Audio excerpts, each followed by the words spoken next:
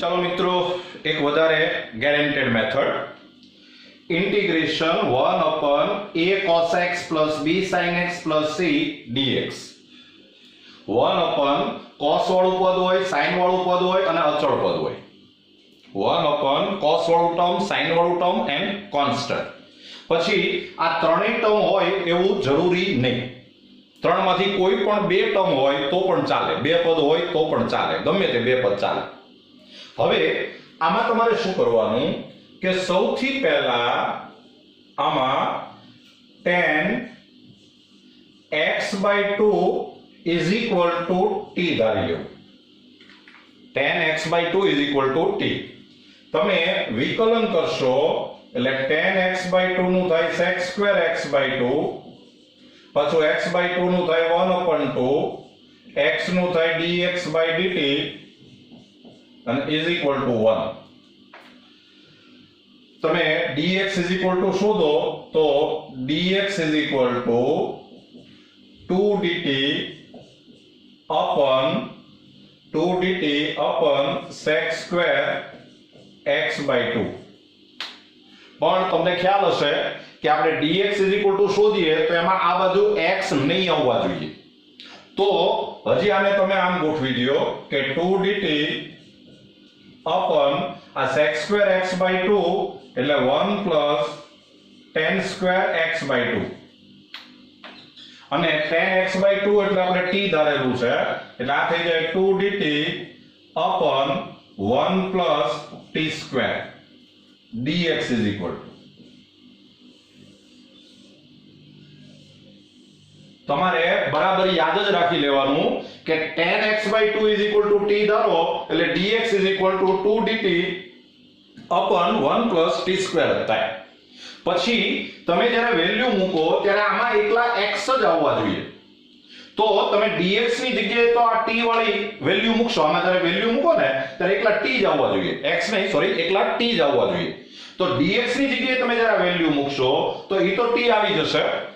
આ cos x જે છે આપણી પાસે એક આવું ફોર્મ્યુલા છે કે cos x is equal to 1 minus tan² x/2 upon 1 plus tan² x/2 આવું એક ફોર્મ્યુલા છે તો tan x/2 એટલે તમે t મૂકી દો એટલે cos x is equal to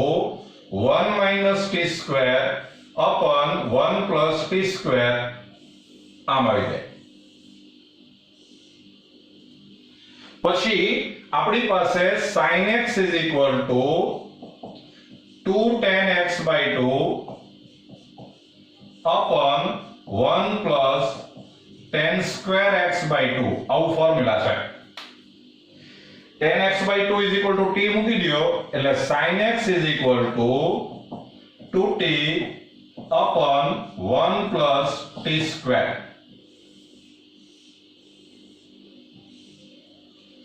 તો મિત્રો આ ટાઈપનો સમ આવે એટલે tan x/2 is equal to t suppose કરી લેવાનું dx is equal to 2 dt upon 1 plus t² value મૂકવાની cos x is equal to 1 minus t² upon 1 plus t² value મૂકવાની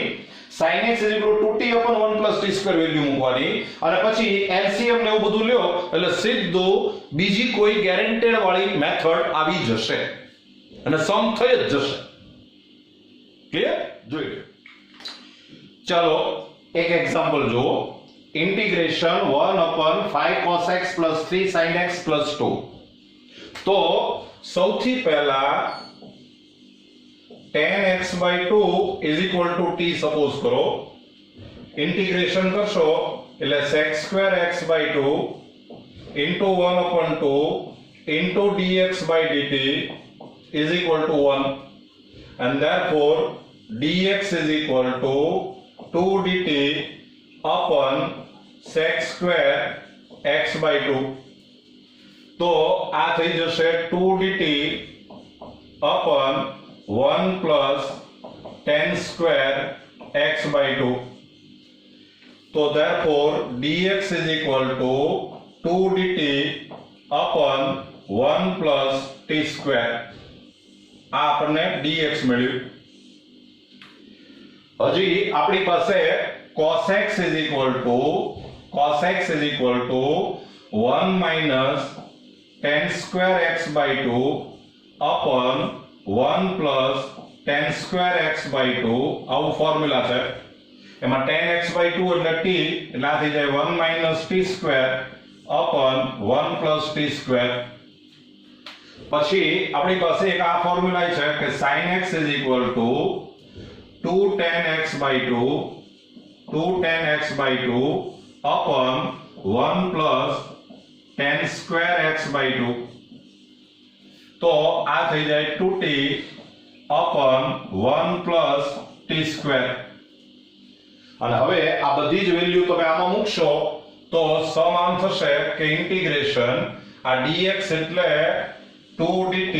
upon 1 plus t square upon 5 into cos x એટલે 1 minus t square upon 1 plus t square plus 3 into sin x એટલે 2t upon 1 plus t square અને plus 2 1 plus t square LCM લઈ લો લસા તો આ થઈ જાય 2 dt upon 5 minus 5t square plus 6t plus 2 plus 2t square આ અહીંયા મલ્ટીપ્લાય થશે પ્લસ માઇનસ કરો તો integration 2 dt upon a minus 5 plus 2 એટલે minus 3t square plus 6t અને 5 plus 2 એટલે ઈ થાય 7 તો આ પાછું 1 upon દ્વિઘાત સમીકરણ આવી ગયું ક્વોડ્રેટિક ઇક્વેશન તો ઈ પાછી ગેરંટેડ મેથડ છે તો આમાં આપણે પહેલા -3 કોમન લઈ લ્યો એટલે -2 upon 3 ઇન્ટિગ્રેશન 1 upon 3 કોમન લ્યો એટલે અહીંયા થાય t સ્ક્વેર -2t -7/3 dt હવે આપણે આને પરફેક્ટ સ્ક્વેર બનાવવું પડે પૂર્ણ વર્ગ પદાવલી તો -2/3 integration 1 upon t square -2t આનો અંતિમ પદ થાય 1 લાસ્ટ ટર્મ વિલ બી 1 તો +1 તો -1 -7/3 dt તો is equal to -2/3 integration 1 upon આ પૂર્ણ વર્ગ પદાવલી છે એટલે t - 1 raised to 2 -10/3 dt અને હવે આ જે છે ઈ સ્ટાન્ડર્ડ ફોર્મ છે 1 upon x² - a² એટલે 1 upon 2a log mod x minus a upon x plus a તો એનો આન્સર આવશે 1 upon sorry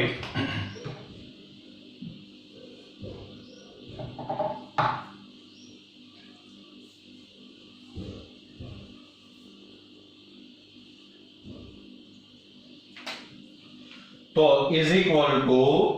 -2/3 into આનું 1 upon 2a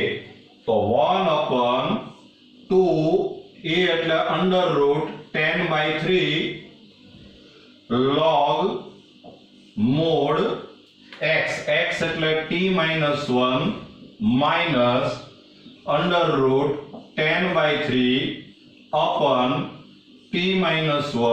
plus under root 10/3 અને plus c 1 upon 2a log mod x minus a upon x plus a તો is equal to આ 2 cancel થશે આ √3 અહીંયા કેન્સલ થશે એટલે ઈ થઈ જશે -1 upon √30 આ 2 કેન્સલ આ √3 અહીંયા આવી જાય ને આ બે અંદર મલ્ટીપ્લિકેશન થઈ જાય એટલે √30 log mod અહીંયા આપણે √3 LCM લઈ લઈએ અને t ની વેલ્યુ મૂકતા જઈએ તો આન્સર આવશે √3 t 10x by 2 minus 1 minus root 10 upon root 3 10x by 2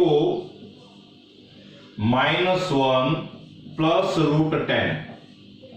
અને પ્લસ c લ્યો આ આન્સર આવી ગયો જોઈ ચલો હજી એક સમજો integration 1 upon 2 cos x plus 1 તો સેમ મેથડ છે આમાં બે પદ જ છે પણ ચાલે તો આપણે 10x by 2 is equal to t suppose કરી લ્યો ઇન્ટિગ્રેશન કરો એટલે sec square x by 2 into 1 upon 2 dx by dt is equal to 1 and therefore dx is equal to 2 dt upon sec square x by 2 તો આને આપણે ગોઠવી દઈએ 2 dt upon 1 plus tan square x by 2 તો આ થઈ જશે 2 dt upon 1 plus t square dx is equal to પછી આપણે cos x ની જરૂર છે તો cos x is equal to 1 minus tan square x by 2 upon 1 plus tan square x by 2 तो is equal to 1 minus t square upon 1 plus t square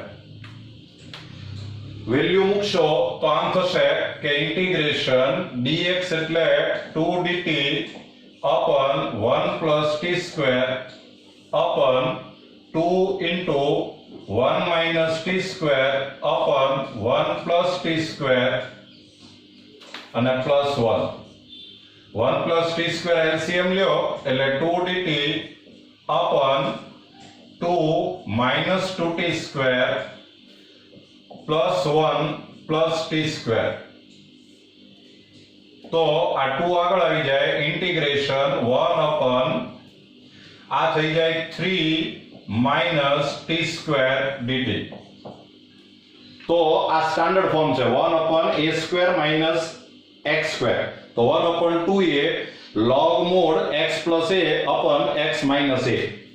તો આ આવશે 2 upon 2a એટલે કે 2 root 3 log mod t plus root 3 upon t minus root 3 plus c t ની value મૂકી દો એટલે આન્સર આવે 1 upon root 3 log mod t એટલે 10x by 2 plus root 3 upon 10x by 2 minus root 3 અને plus c લ્યો આ answer આવી જોઈ લો